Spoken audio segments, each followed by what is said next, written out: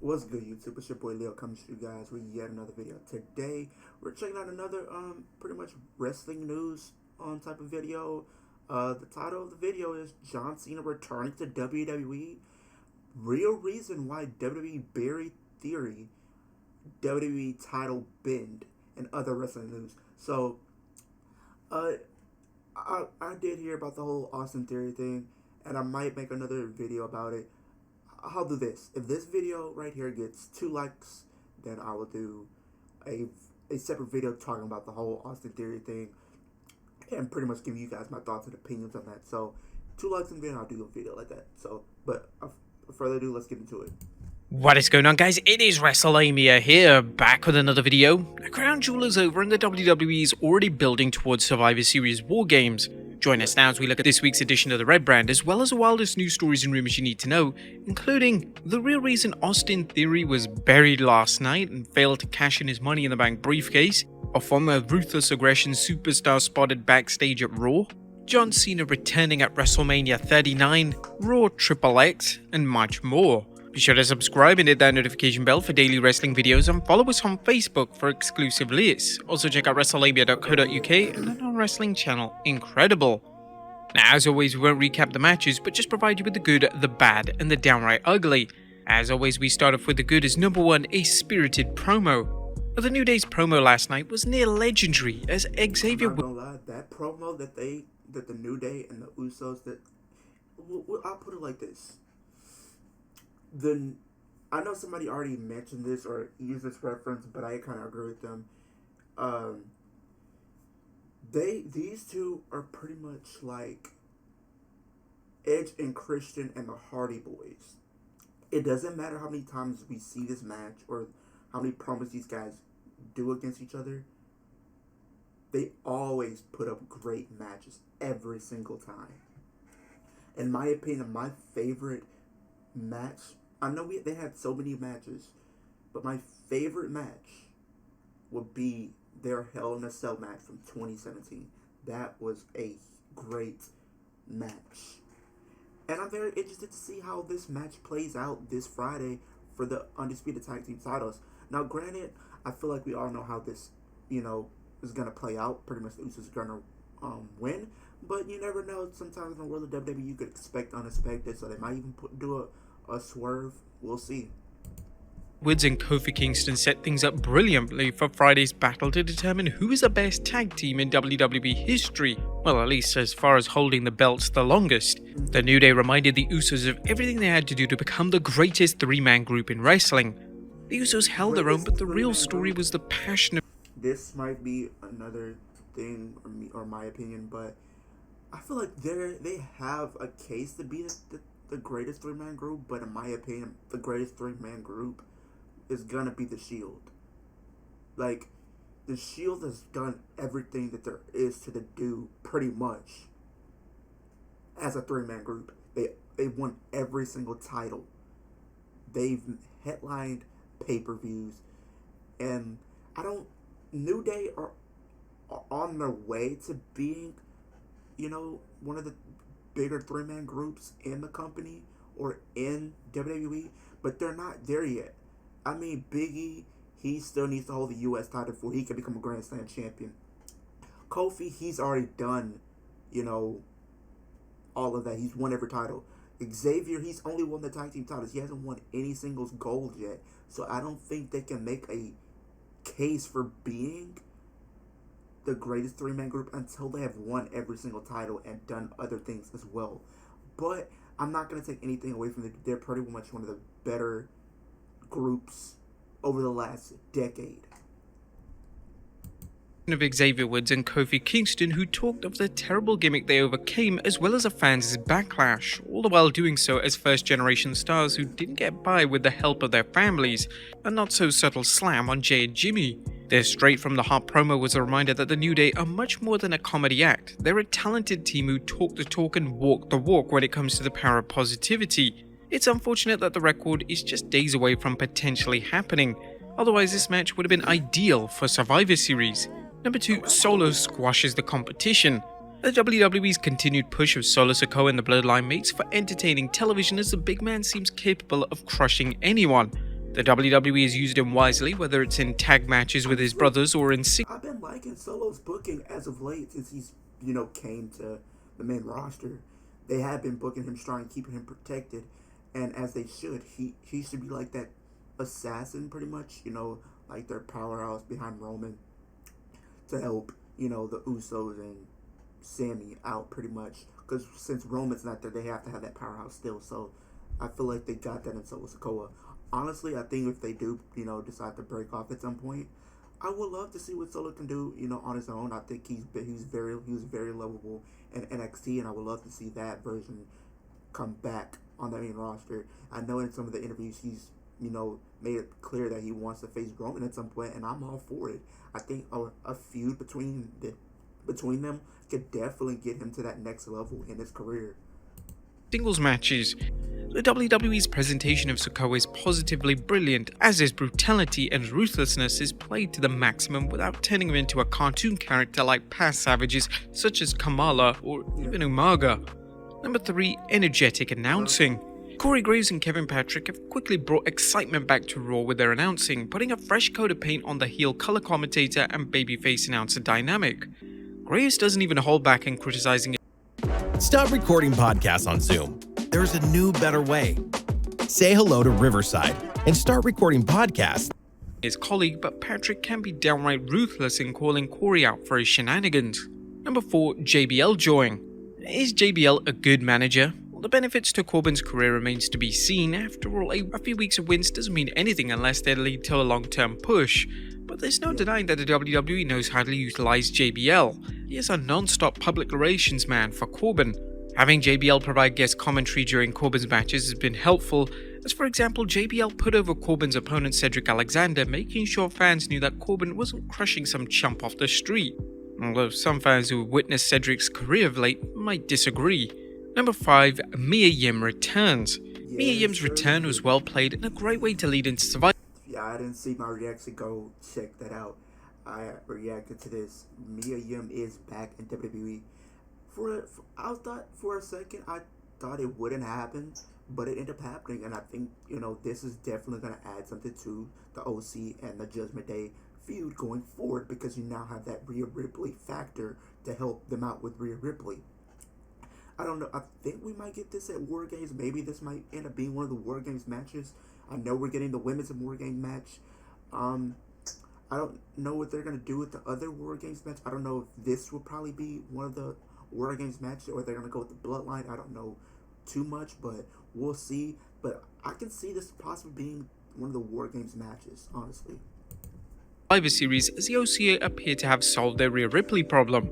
Nonetheless, the Judgment Day have more than proven their ability to steal victory from defeat, which should make their next match with the OC even more exciting. Number 6. The Rhea Bianca tease. Last night's impromptu backstage meeting between Rhea Ripley and Bianca Belair was a short reminder that both women have unfinished business, dating back to Ripley earning a Raw Women's Championship match last summer, only to have a step back after an injury.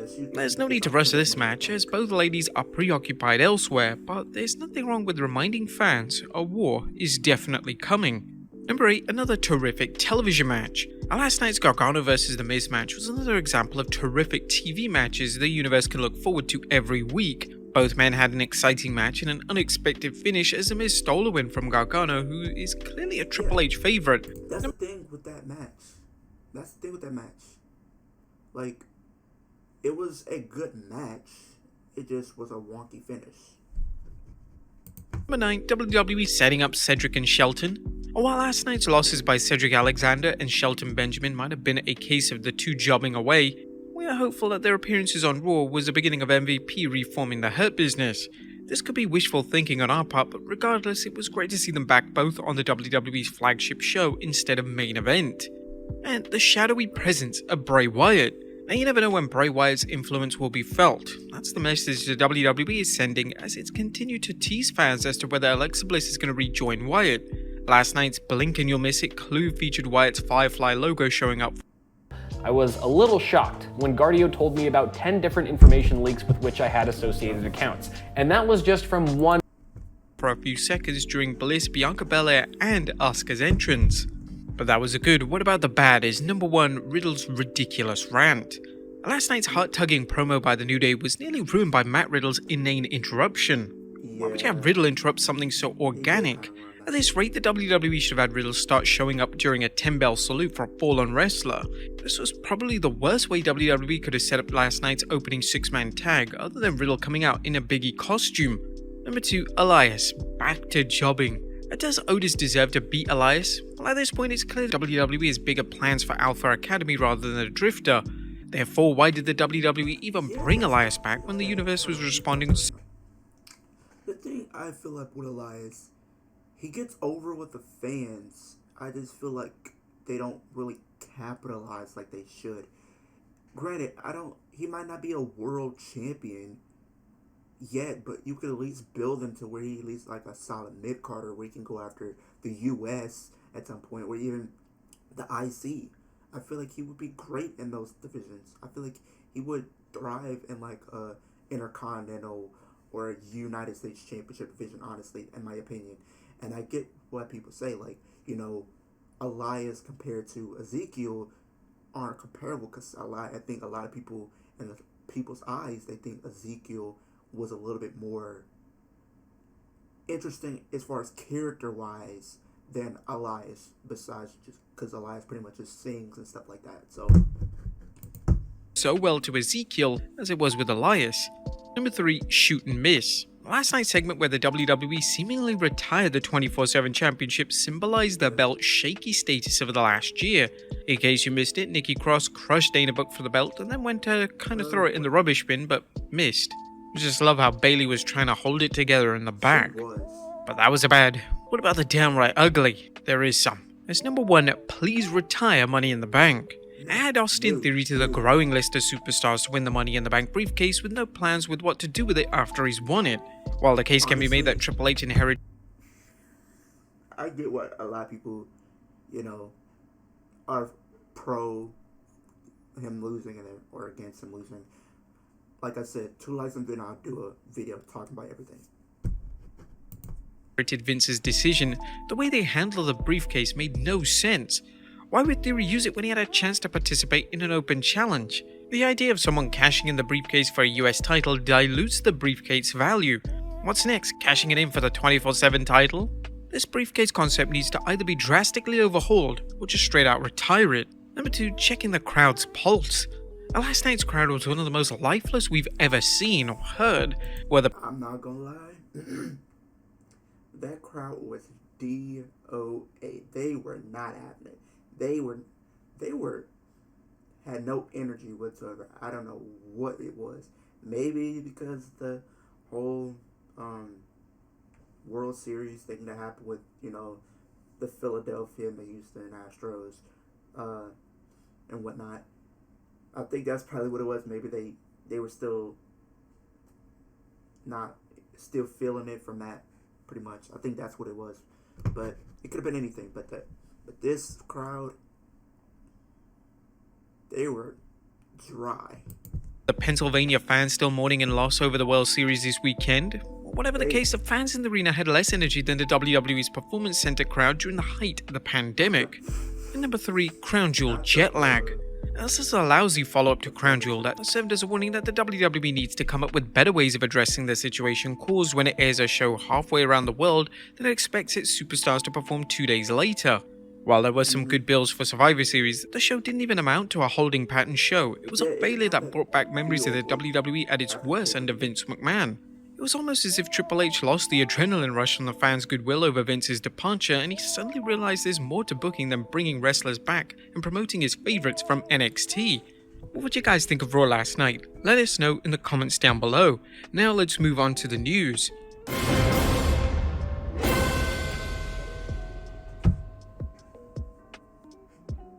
Our first story looks at the real reason Austin Theory failed his cash-in and it was seemingly buried. And we just mentioned how ugly the WWE's handling of Austin Theory's cash-in was handled, but why was the briefcase unceremoniously taken off the youngest Mr. Money in the Bank winner? There's the obvious reason that no one is beating Roman Reigns anytime soon, but the WWE has had some fun teases with Austin trying to cash it in and failing miserably. There's also the reason that Triple H didn't book Theory as a winner, and he wanted to remind everyone just how much he's transforming the WWE to match his vision. As the New York Post pointed out, Triple H was never big on Theory during his time in NXT, and while Austin wasn't a jobber there, he never stood out as anyone of particular note. Now that the WWE has taken the briefcase off Theory, what's next for the tremendously talented 25-year-old? Judging from his post-Vince McMahon push, nothing special, which shows Triple H is making some of the same mistakes as his father-in-law, taking can't-miss talents and finding ways to ignore them in favor of his special projects.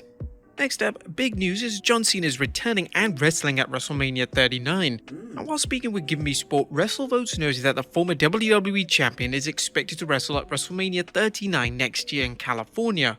Currently, there's no news as of yet in relation to who Cena will be facing at the big event. He last wrestled for WWE back in 2021 in a dark match where he teamed with the Mysterios against the Bloodline. There were rumors that Cena was going to work this year's SummerSlam event against Austin Theory, but obviously that never materialized. Perhaps could this be reserved for WrestleMania 39? What you guys? Yeah, that match was supposed to happen at SummerSlam this past year. Maybe they'll make this match happen pretty much at WrestleMania. Maybe we'll see this at WrestleMania because you have a little story there. They kind of teased it. Now they both are on the list of failed cash-ins, so maybe this will happen. What do you guys think of Cena's return? Let us know in the comments down below. Next up, Raw is XXX. The WWE has revealed a date and location for Raw's 30th anniversary episode. It'll take place on Monday, January 23rd, 2023. WWE have also used the old school Raw as War logo, placing out the war with XXX. Now, whatever you do, just don't type that in Google. Next up, Crown Jewel more successful than WrestleMania. Our next story is a report just showing how profitable the WWE Saudi Arabia events have been and how this year's Crown Jewel set a new record for streaming views. First, let's look at WrestleNomic's recent tweet about how much the cash WWE has brought in from its Saudi Arabia shows and how they compare to WWE's flagship show WrestleMania. Through 8 events in Saudi Arabia, WWE has made nearly twice as much as revenue as they've generated from every WrestleMania ticket ever. Those numbers are even more impressive as they've been adjusted for inflation. According to Fightful Select, Crown Jewel broke the record set at Clash at the Castle for the most views from an international premium live event, and that Crown Jewel had 7-figure viewership. Next up, Natalya sidelined after surgery. There's good news and bad news concerning SmackDown superstar Natalya. The good news is that the self-proclaimed BOAT is doing well after nasal surgery, with Natty tweeting, "We moved my dislocated nose back to the center of my face where it belongs. I love the shape of my nose and it'll stay the same. Thank goodness. I can finally breathe again. Pain is beauty." The downside is that the Queen of Hearts may be out for some time, as Ringside News reports that she could be out for up to 3 or 4 months. Now, we mentioned on our website that WWE used Natty's recent match with Shayna Baszler to write her off TV, incorporating a knee strike spot by Baszler to the Queen of Hearts to explain her absence. We're wishing a full and fast recovery for Natalya. And finally, a former WWE superstar spotted at Raw. And last but not least, you'll never know who's going to show up at a WWE event, especially with Triple H seemingly signing any former superstar with a pulse. One such star was Gene Snitsky, who Fightful Select Sean Ross Sapp tweeted, "Gene Snitsky was backstage at tonight's WWE Raw." There's no truth to the rumor that the WWE is considering replacing Braun Strowman with the man best known for punting babies.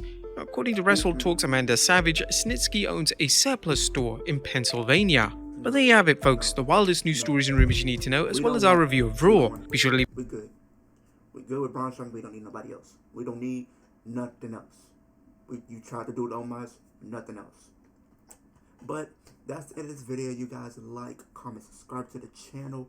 If you are new, hit the post notification bell so you have time to post a new video. We're on the road to 450 subscribers. Help me get there by Survivor Series. Also, comment down below, how do you feel about this video? How do you feel about some of the news stories that they talked about? Do you think John Cena is coming back to WWE for WrestleMania? Who do you think his opponent should be?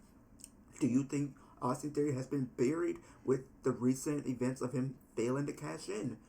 Stuff like that. Do you think that with them, basically getting rid of the 24/7 title, this could be the introduction or the slow introduction of a women's United States Championship or Intercontinental Championship? Leave that all down in the comment section down below. And I will see you guys in the next video.